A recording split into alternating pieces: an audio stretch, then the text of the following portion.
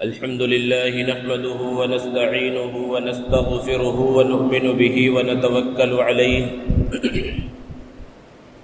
ونعوذ بالله من شرور أنفسنا ومن سيئات أعمالنا من يهد الله فلا مضل له ومن يضلل فلا هادي له ونشهد أن لا إله إلا الله وحده لا شريك له ونشهد أن سيدنا ومولانا محمدا عبده ورسوله صلى الله تعالى عليه وعلى آله وأصحابه وبارك وسلم تسليما كثيرا أما بعد فأعوذ بالله من الشيطان الرجيم بسم الله الرحمن الرحيم ومن آياته أن خلق لكم من أنفسكم أزواجا لتسكنوا إليها وجعل بينكم مودة ورحمة صدق الله العظيم. معزز سامعین کرام، بزرگوں اور دوستو، اللہ تبارک و تعالی نے انبیاء کرام علیہم السلام کو اس دنیا کے اندر بھیجا،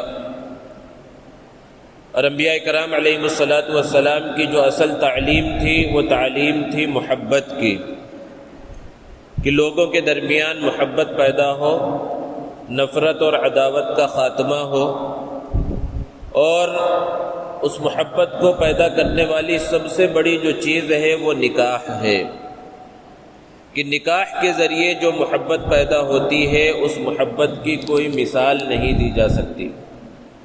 اللہ تبارک و تعالیٰ نے قرآن مجید میں نکاح کو اپنی نشانیوں میں سے قرار دیا. جس طرح سورج، چاند، زمین اور آسمان، بہتے دریا اور سمندر یہ سب اللہ کی نشانیاں ہیں، اسی طرح اللہ رب العزت نے فرمایا کہ ہماری نشانیوں میں سے نکاح بھی ہے. اب انسان کے ذہن میں یہ بات آتی ہے کہ آخر نکاح کے اندر اللہ کی کیا نشانی ہے؟ تو ایک لڑکے اور لڑکی کا جب نکاح طے ہو جاتا ہے اور نکاح پڑھ دیا جاتا ہے، ایجاب و قبول ہو جاتا ہے، اور لڑکا یہ بول دیتا ہے کہ ہاں مجھے قبول ہے، تو اس ایجاب و قبول کے بعد جو محبت، عظیم محبت پیدا ہوتی ہے اور جو تعلق پیدا ہوتا ہے، اس تعلق کی کوئی دوسری مثال نہیں پیش کی جا سکتی. اگر نکاح سے پہلے اس لڑکے سے آپ کہیں کہ فلاں لڑکی کا ایکسیڈنٹ ہو گیا اور فلاں لڑکی پریشانی کے اندر ہے، تو جس طرح عام حادثات پر انسان کے دل کے اندر جو کیفیت پیدا ہوتی ہے وہ کیفیت پیدا ہوگی کہ بے شمار لوگوں کا ایکسیڈنٹ ہو رہا ہے، بے شمار لوگ حادثات کا شکار ہو رہے ہیں، انسان کس کس کا غم کرے؟ یہ کیفیت پیدا ہوتی ہے. انسان دیکھتا ہے حادثات کو، سنتا ہے، انا للہ پڑھ لیتا ہے، آگے بڑھ جاتا ہے. لیکن ابھی مجلس نکاح کے اندر جس لڑکی سے اس کا نکاح طے ہوا، اور وہ ایسی لڑکی ہو کہ اس نے اسے پہلے کبھی دیکھا نہیں، کبھی پہلے بات نہیں ہوئی، نکاح طے ہوا اور اس نے قبول ہے کہہ دیا، اور پھر تھوڑی دیر کے بعد آ کر اسے بتلایا گیا کہ جس لڑکی کے ساتھ آپ کا نکاح ہوا ہے اور آپ نے اپنے نکاح میں اس کو قبول کیا ہے، وہ بیمار ہو گئی ہے. اب ذرا بتائیے کہ وہ شوہر جس کی ابھی اس لڑکی سے ملاقات نہیں ہوئی، ابھی نکاح طے ہوا ہے، ملاقات باقی تھی، اس کے دل کے اندر کیسی کیفیت پیدا نہیں ہوگی؟ وہ پریشان ہو جائے گا، وہ تڑپ جائے گا. کیوں؟ محبت کی وجہ سے. اور یہ محبت کس وجہ سے پیدا ہوئی؟ وہ نکاح کے دو بول بولنے کی وجہ سے پیدا ہوئی. بالکل اسی کے برعکس اگر اس لڑکی سے کہا جائے کہ جس لڑکے سے ابھی آپ کا نکاح طے ہوا ہے اس کا ایکسیڈنٹ ہو گیا، وہ بیمار ہے، وہ پریشانی میں مبتلا ہے، تو اگرچہ اس لڑکی نے ابھی اپنے شوہر سے ملاقات نہیں کی ہے لیکن نکاح کا رشتہ ان کے درمیان قائم ہو گیا ہے. اس کی وجہ سے ایسی عظیم محبت پیدا ہو گئی ہے کہ وہ لڑکی تڑپ جائے گی، پریشان ہو جائے گی. یہ ہے نکاح کے ذریعے پیدا ہونے والی عظیم محبت. اور جب ایک لڑکا مجلس نکاح کے اندر قبول ہے کہتا ہے اور لڑکی کو اپنے نکاح میں قبول کرتا ہے تو وہ صرف لڑکی کو ہی قبول نہیں کرتا بلکہ لڑکی کے خاندان والوں کو بھی قبول کرتا ہے۔ گویا کہ وہ کہہ رہا ہوتا ہے کہ میں نے اس لڑکی کو اپنے نکاح کے لیے قبول کیا اور لڑکی کے ماں باپ کو اپنے ماں باپ کے طور پر، لڑکی کے بھائی بہنوں کو اپنے بھائی بہن کے طور پر قبول کیا، اور اسی طرح دوسری طرف بھی یہ معاملہ ہوتا ہے۔ اور نکاح کی وجہ سے صرف ایک لڑکے اور لڑکی کے درمیان تعلق پیدا نہیں ہوتا بلکہ اس سے دو خاندان جڑتے ہیں، دو اجنبی خاندانوں کے درمیان رشتہ قائم ہوتا ہے، تعلق قائم ہوتا ہے۔ لڑکی کے والدین لڑکے کے والدین سے ملتے ہیں، لڑکی کے خاندان والے لڑکے کے خاندان والوں سے ملتے ہیں، تعلق پیدا ہوتا ہے، محبت پیدا ہوتی ہے۔ اور بسا اوقات ایک نکاح کی وجہ سے، ایک لڑکے اور لڑکی کے تعلق کی وجہ سے صرف دو خاندان نہیں بلکہ دو قبیلوں کا ملن ہوتا ہے، دو قبیلے ایک ساتھ مل جاتے ہیں۔ تو یہ ہے عظیم نشانی اللہ رب العزت کی، جس کو قرآن مجید میں اللہ نے بیان فرمایا۔ اور نبی کریم صلی اللہ علیہ وسلم نے ارشاد فرمایا النکاح من سنتی، کہ نکاح میری سنت ہے۔ اور پیارے آقا صلی اللہ علیہ وسلم نے ارشاد فرمایا کہ یہ تمام انبیاء کرام علیہم الصلاۃ والسلام کی سنت ہے۔ اور ایک حدیث میں پیارے آقا صلی اللہ علیہ وسلم نے ارشاد فرمایا من رغب عن سنتی فلیس منی، کہ جو میری سنت کو چھوڑ دے، میری سنت سے اعراض کرے تو اس کا مجھ سے کوئی تعلق نہیں ہے۔ اور اللہ کے رسول صلی اللہ علیہ وسلم نے نوجوانوں کو مخاطب کر کے ارشاد فرمایا یا معشر الشباب من استطاع منکم الباءة فلیتزوج فإنه اغض للبصر واحسن للفرج،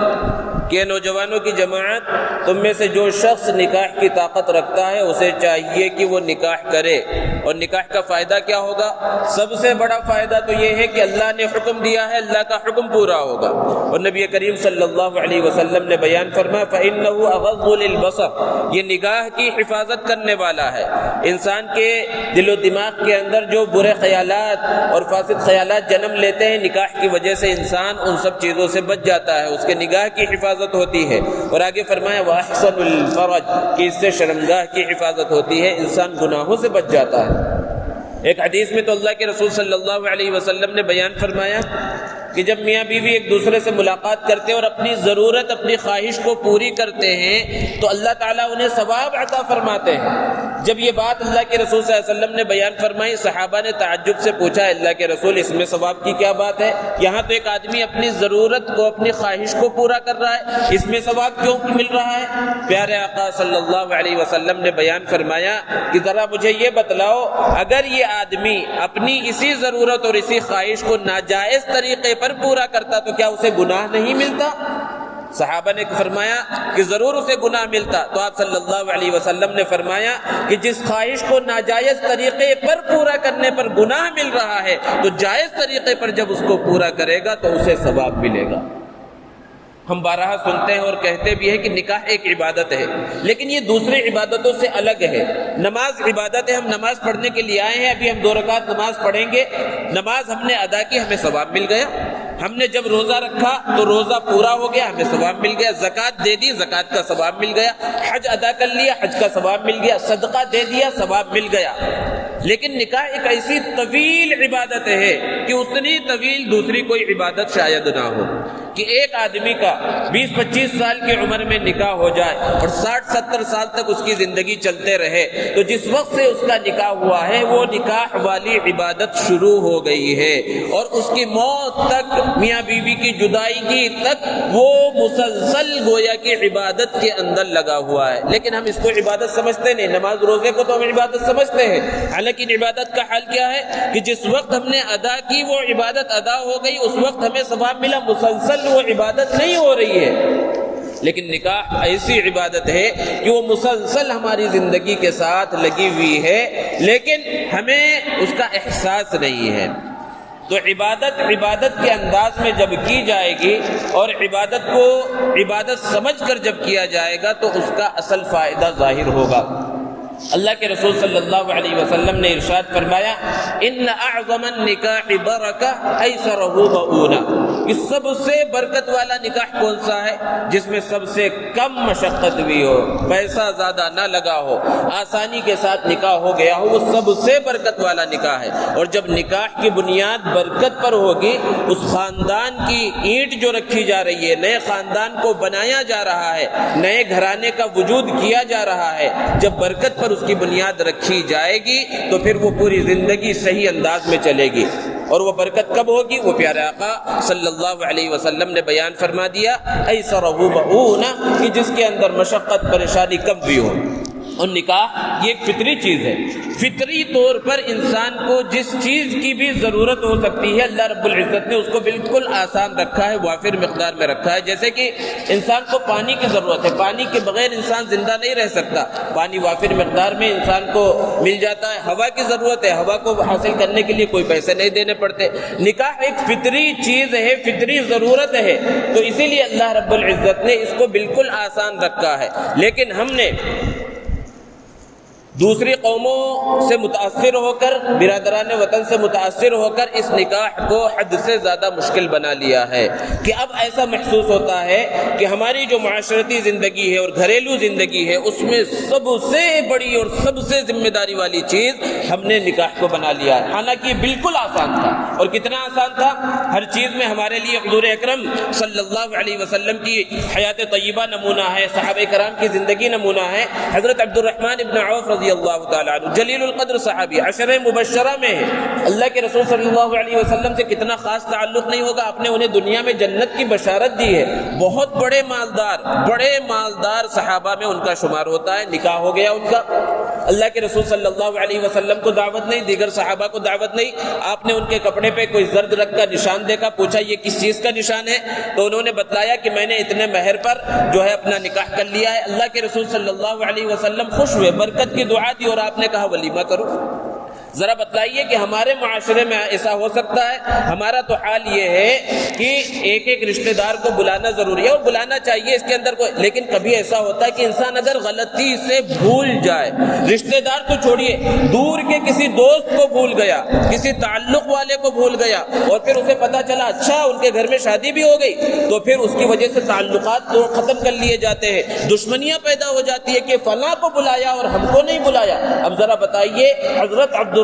ابن عوف رضی اللہ تعالی عنہ کا حضور صلی اللہ علیہ وسلم سے کتنا گہرا تعلق نہیں تھا، کتنا خاص تعلق نہیں تھا؟ کیا اس سے بھی خاص تعلق کسی اور سے ہو سکتا ہے؟ لیکن اللہ کے رسول صلی اللہ علیہ وسلم کو انہوں نے نہیں بلایا، اور اللہ کے رسول صلی اللہ علیہ وسلم نے کیا برا محسوس کیا؟ کیا یہ تعلیمات ہمارے واسطے نہیں ہے؟ یہ امت کے واسطے یہ تعلیمات نہیں ہے؟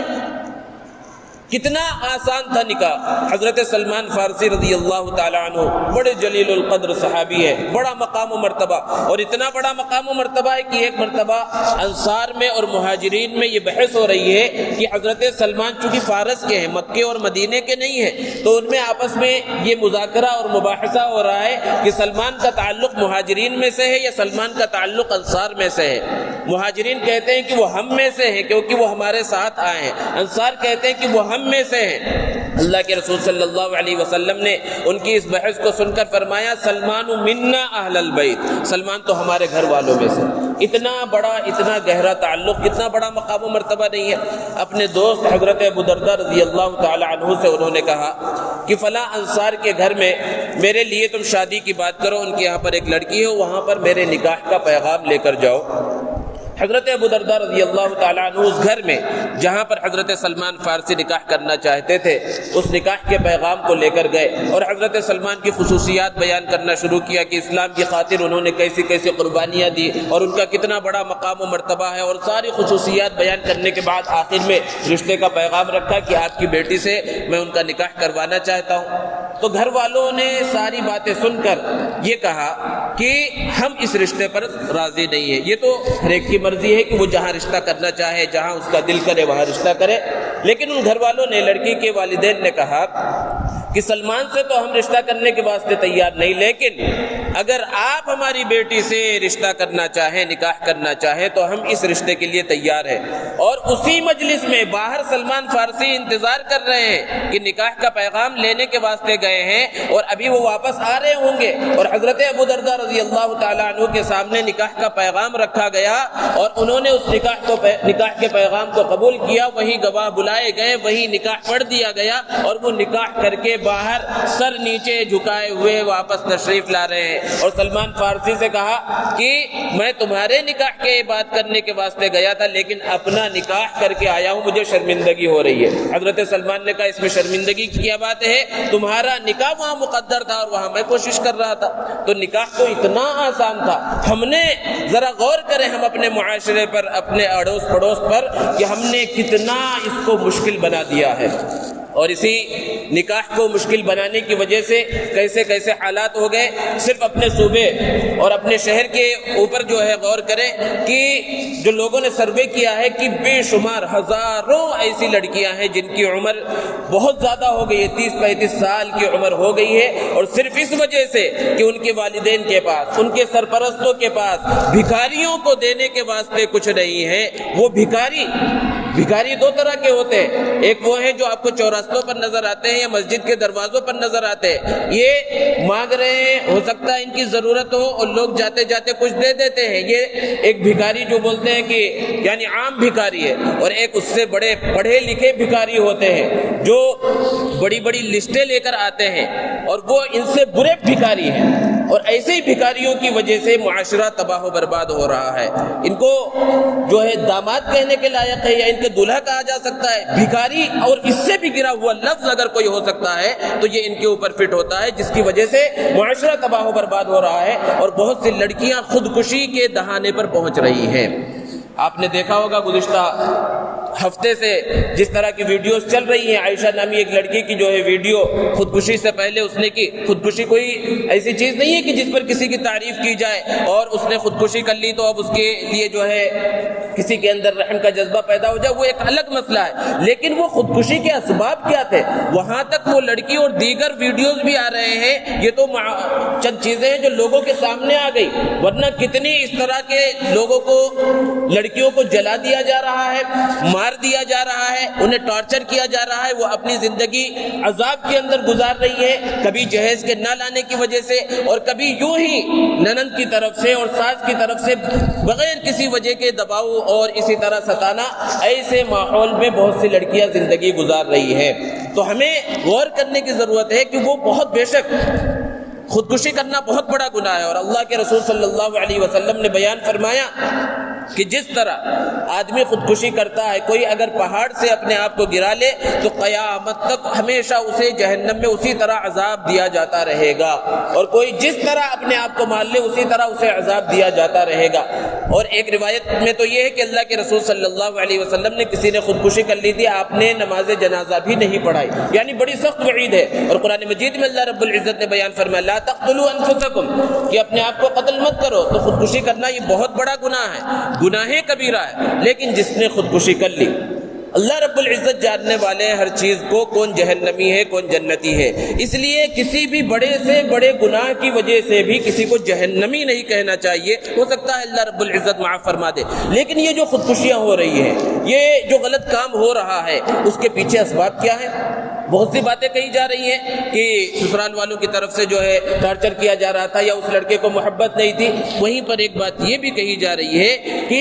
جہیز کا دباؤ تھا سسرال والوں کی طرف سے اور پیسے کی مانگ تھی۔ ذرا بتائیے، اس کی وجہ سے یہ قیمتی جان اللہ رب العزت نے دی ہے، یہ یوں ہی برباد کرنے کے واسطے نہیں، یہ بہت ہی قیمتی زندگی ہے کہ دنیا بھر کے سائنسداں مل کر ہر چیز پر انہوں نے تحقیق کر لی، لیکن یہ روح کی حقیقت کیا ہے یہ اس کو جان نہ سکے، یہ کہاں سے آتی ہے اور کس طرح چلی جاتی ہے۔ کیا کوئی ایسا طریقہ ہے کہ اس روح کو روکا جا سکے اور انسان کے جسم سے نہ نکلے؟ پوری دنیا کے سائنسداں مل کر اس کو حل نہیں کر سک رہے اور نہیں کر سکتے۔ یہ اللہ رب العزت کی طرف سے دی ہوئی روح ہے، اللہ رب العزت کی طرف سے دی ہوئی زندگی ہے، اس کو یوں ہی برباد نہیں کیا جا سکتا۔ لیکن پھر بھی وہ اسباب اس کے کیا ہیں، اس کو سمجھنے کی ضرورت ہے کہ معاشرے کے اندر جہیز کا لین دین، اور یہ جہیز یہ حقیقت میں ہندوانہ رسم ہے۔ یہ برادران وطن سے ہمارے پاس آیا، ورنہ عربوں کے اندر دیکھیں اس طرح کی کوئی بات نہیں ہے۔ اور جو نکاح اتنا آسان ہے اور نکاح کے اندر جو بھی خرچ ہے وہ دراصل لڑکے والوں پر ہے، لڑکے پر ہے اور لڑکے والوں پر۔ دو بڑا خرچ شادی کے موقع پر، ایک خرچ ہوتا ہے مہر کا، وہ مہر کی ذمہ داری ہے کہ لڑکا لڑکی کو دے، اور دوسرا خرچ ہے ولیمے کا، اپنی حیثیت کے مطابق جتنی حیثیت ہے اس اعتبار سے ولیمہ کرنا چاہیے۔ اور پھر شادی ہو گئی، اس کے بعد نان و نفقے کا خرچ، گھر کا خرچ، یہ سب کا سب جو خرچ ہے یہ لڑکے کے اوپر ہی ہے، لڑکے والوں کے اوپر ہی ہے۔ شرعی اعتبار سے دیکھا جائے تو لڑکی اور لڑکی کے گھر والوں پر کوئی خرچہ ہی نہیں ہے، کوئی ذمہ داری ہی نہیں ہے۔ لیکن جو اصل خرچ ہے مہر، ہم نکاحوں کے اندر شریک ہوتے ہیں، آپ نکاحوں کے اندر شریک ہوتے ہیں، خود غور کریں کتنے نکاح ایسے ہوتے ہیں جس میں نقد مہر دیا جاتا ہو، بڑے سے بڑی رقم کو متعین کر دیا جاتا ہے اور پھر وہاں پر ادھار رکھ دیا جاتا ہے۔ اللہ کے رسول صلی اللہ علیہ وسلم نے تو فرمایا کہ اگر مہر متعین کیا گیا اور مہر کو دینے کا ارادہ ہی نہیں، یعنی پہلے سے ہی سوچ لیا گیا بعد میں کسی طرح معاف کرا لیا جائے گا یا کچھ بھی ہے، دینے کا ارادہ ہی نہیں ہے تو نکاح ہی نہیں ہوا، وہ زنا ہوتا رہا۔ تو ہونا تو یہ چاہیے معاشرے کے اندر لوگوں میں یہ شعور بیدار کرنا چاہیے کہ جس مجلس میں نکاح ہو رہا ہے اسی مجلس میں نقد مہر دیا جائے، نقد مہر جب کا جب اسی وقت ادا کر دیا جائے۔ لیکن جو اصل خرچ ہے، جو اصل ذمہ داری ہے اس کو نہیں پورا کیا جاتا، اور دوسری طرف سے جہیز کی مانگ اور لسٹ دے کر اور نئے نئے انداز میں نئی نئی چیزوں کی مانگ کرنا، یہ سب ایسی چیزیں ہیں جو ہمارے برادران وطن سے ہمارے درمیان آئی ہیں۔ بار بار یہ دعائیں کی جاتی ہیں، یہ کہا جاتا ہے کہ نکاح کو سنت کے مطابق انجام دینے کی کوشش کرنی چاہیے۔ تو نکاح کے اندر سنت کیا ہے؟ وہی چیز سنت ہے جو اللہ کے رسول صلی اللہ علیہ وسلم نے بیان فرمایا، ان اعظم النکاح برکہ ایسرہ مؤونہ، کہ اس کے اندر زیادہ پریشانی نہ ہو، زیادہ خرچ نہ ہو۔ اور اللہ رب العزت نے قرآن مجید کے اندر بیان فرمایا ولا تبذر تبذیرا، کہ فضول خرچی اور اسراف نہ کرو، ان المبذرین کانوا اخوان الشیاطین، کہ جو فضول خرچی کرنے والے ہیں وہ شیطان کے بھائی ہیں۔ تو اس بات کو سمجھنے کی ضرورت ہے۔ بہت سے حالات اور بہت سے لڑکیوں کے معاملات آپ کے سامنے بھی آتے ہوں گے۔ چند مہینے پہلے ایک صاحب نے کسی عالم کے سامنے اس بات کو بیان کیا کہ ان کی لڑکی کا رشتہ طے ہو گیا، سب کچھ طے ہو گیا، اور جہیز میں کتنا لینا دینا ہے، وہ مانگ وغیرہ وہ سب پر بھی تیار ہو گئے، اور شادی خانہ کون سا ہوگا اس پر بھی وہ تیار ہو گئے۔ آخری موقع پر جب شادی بالکل قریب آ گئی تو پھر ان کی طرف سے، لڑکے والوں کی طرف سے یہ مطالبہ کیا جانے لگا کہ اس شادی خانے کے بجائے دوسرا شادی خانہ لیا جائے، اور لڑکی والے اب اس کے خرچے کو برداشت کرنے کے قابل نہیں تھے، جس کی وجہ سے اس نکاح کو توڑ دیا گیا، اس رشتے کو ختم کر دیا گیا۔ اب ذرا بتائیے کہ کیسے کیسے مطالبات نہیں ہو رہے، اور بہت سے نئے نئے انداز میں مطالبات ہو رہے ہیں، نئے نئے انداز میں باتیں کہی جا رہی ہے کہ بھائی وہ اپنی خوشی سے دے رہے ہیں، وہ خوشی سے دے رہے ہیں، ہم مانگ تھوڑی رہے۔ ایک یہ بھی ہے، ایک تو بھکاری ہوتے ہیں جو بالکل کھلے عام مانگتے ہیں، لسٹیں دیتے ہیں کہ یہ چاہیے اور اس کمپنی کا چاہیے اور یہ گاڑی چاہیے، اور بائک سے معاملہ آگے بڑھ گیا ہے، کاروں تک چلا گیا ہے، اور اس سے بہت بہت آگے کی چیزیں مانگی جا رہی ہے۔ لیکن کچھ لوگ ہیں جو مانگتے نہیں ہیں، لیکن یہ کہتے ہیں کہ بھائی وہ اپنی خوشی سے دے رہے، تو بیچارہ لڑکی کا باپ جو 20 سال سے اپنے خون پسینے کی کمائی جمع کر رہا ہے، اپنے پیٹ کو کاٹ کاٹ کر جمع کر رہا ہے، کہ وہ یہ کہے گا کہ میں خوشی سے نہیں دے رہا ہوں؟ ظاہر سی بات ہے، بیٹی کو ودا کر رہا ہے تو یہی کہے گا میں خوشی سے دے رہا ہوں، لیکن اس خوشی کے واسطے اس نے کتنی قربانیاں دی ہیں۔ ہو سکتا ہے اس نے سود پر قرض لیا ہو، اپنے گھر کو، اپنی جائیداد کو گروی رکھا ہو، اور کیا کیا قربانیاں دی ہو اس بچی کو ودا کرنے کے واسطے، لیکن یہ کہا جا رہا ہے کہ خوشی سے لیا جا رہا ہے۔ آج تو اس بات کو اٹھانے کی ضرورت ہے، اور خاص طور پر جو نوجوان موجود ہیں اور جنہوں نے بھی شادیاں نہیں کی اور جن کی شادیاں نہیں ہوئی، ان کو تو یہ عہد پختہ ارادہ کرنا چاہیے کہ ادھر سے خوشی سے بھی دیا جا رہا ہو، ہم ایک پائی نہیں لیں گے۔ ایسے نوجوان بہت سے ہیں جنہوں نے اس بات کا پختہ ارادہ کیا کہ لڑکی والوں کی طرف سے، یہاں تک کہ عام طور پر جو چیزیں دی جاتی ہے کہ بیڈ ہے، الماری ہے، اس کا انتظام بھی لڑکے خود کر لیں، اس بات کا پختہ پختہ ارادہ ہونا چاہیے کہ جہیز کے اندر لڑکی والوں کی طرف سے جو بنیادی جہیز کا سامان جو عام طور پر معاشرے میں رائج ہے وہ بھی نہ لے، یہ اصل چیز ہے۔ ورنہ یہ کہ ہم نے مانگ نہیں کی، یہ کوئی نہیں۔ معاشرے کے اندر جو چیز رائج ہو جاتی ہے، چاہے اس کو مانگا نہ جائے اور پھر بھی وہ لے لیا جائے، تو وہ لینے کے اور مانگنے کے درجے میں ہی آئے گا۔ نکاح کے اندر یہ کہنا کہ ہم نے جہیز کی مانگ نہیں کی یہی کافی نہیں ہے، بلکہ اس بات کی ضرورت ہے کہ ہم سختی سے لڑکی والوں کو یہ متنبہ کرتے، اس بات کی تاکید کر دے جب رشتہ طے ہو کہ ہمیں کسی چیز کی ضرورت نہیں ہے، بس آپ کی لڑکی ہمارے گھر آئے۔ بہت سے یہ کہتے ہیں کہ بھئی ہمیں کچھ نہیں چاہیے، جو دینا ہے آپ کی اپنی لڑکی کو دے دے۔ تو وہ گاڑی دیتا ہے، گاڑی لڑکی چلاتی ہے، وہ بہت سے سامان دیتا ہے، وہ سب کا سب کیا لڑکی کے استعمال میں آتا ہے۔ تو کہنے والے بہت ہیں، کہنے کے انداز بہت ہیں، مانگنے کے انداز بہت ہیں، لیکن جب انسان پختہ ارادہ کر لے کہ ہمیں اس برائی کے اندر، اس معاشرتی برائی سے اپنے آپ کو بچانا ہے اور اس ہندوانہ رسم سے اپنے آپ کو بچانا ہے، تو اگر نوجوان پختہ ارادہ کر لے، اللہ رب العزت راستے آسان فرمائیں گے۔ بہت سے لوگ یہ سوچتے ہیں کہ بھئی ابھی لڑکا کما ہی نہیں رہا ہے، باپ کے خرچے پر وہ زندگی گزار رہا ہے، وہ کہاں سے ان سب چیزوں کا انتظام کرے گا، وہ کہاں سے خرچہ اٹھائے گا۔ اللہ رب العزت نے وعدہ کیا ہے، ارشاد فرمایا ان یکونوا فقراء یغنہم اللہ من فضلہ، کہ اگر وہ محتاج ہوں گے، وہ غریب ہوں گے، نکاح کی برکت سے اللہ رب العزت انہیں مالدار کر دے گا، اللہ رب العزت انہیں غنی کر دے گا۔ اللہ کی بات جھوٹی ہو سکتی ہے؟ اللہ کا وعدہ ہے، اللہ کا وعدہ جھوٹا نہیں ہو سکتا۔ اس لیے اس بات کی ضرورت ہے کہ جہیز کو جڑ سے ختم کرنے کی کوشش کی جائے۔ اور بسا اوقات لڑکی والے بھی بہت بڑے قصوروار ہوتے ہیں کہ بہت سی مرتبہ، اور خود اس شہر میں اور جان پہچان والوں میں ایسے نوجوان تھے جن کا پختہ ارادہ تھا کہ وہ جہیز بالکل نہیں لیں گے، یہاں تک کہ وہ بیڈ اور الماری وغیرہ بھی قبول نہیں کریں گے، اور شادی طے ہونے کے بعد سختی سے انہوں نے سسرال والوں کو منع بھی کر دیا، لیکن لڑکی والے ہیں کہ تیاری نہیں ہے، ان کو اپنی ناک کی پڑی ہوئی ہے، اپنی عزت کی پڑی ہوئی ہے کہ ایک ہی بیٹی ہے یا آخری بیٹی کی شادی ہے، یا ہم نے پہلے 2 بیٹیوں کی شادی کی ہے، ان کو اتنا اتنا دیا ہے، اگر ہم نے اپنی بچی کو نہ دیا رشتہ دار کیا کہیں گے، محلے والے کیا کہیں گے، اللہ فلاں کیا کہیں گے۔ اور اس مجبوری کی وجہ سے انسان لینے پر مجبور ہو جاتا ہے۔ تو یہاں تو یہ بات نہیں تھی، ہو سکتا ہے ان کے پاس وہ مالدار ہو اور ان کے پاس دینے کے لیے کچھ ہو، لیکن جب یہ سلسلہ بند نہیں ہوگا اور اس برائی کو ختم کرنے کی کوشش نہیں کی جائے گی، تو پھر اس میں لوگ اسی طرح چکی میں پستے رہیں گے اور یہ معاشرتی برائی بڑھتی ہی چلی جائے گی۔ اس لیے ضرورت اس بات کی ہے کہ جہاں جہیز کو جڑ سے ختم کرنے کی کوشش کی جائے، وہیں دوسرے بہت سارے رسم و رواج ہیں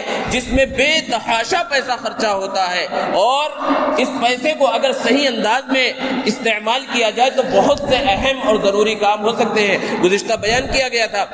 اور یہ بات آپ کے سامنے آئی کہ مسلمان جو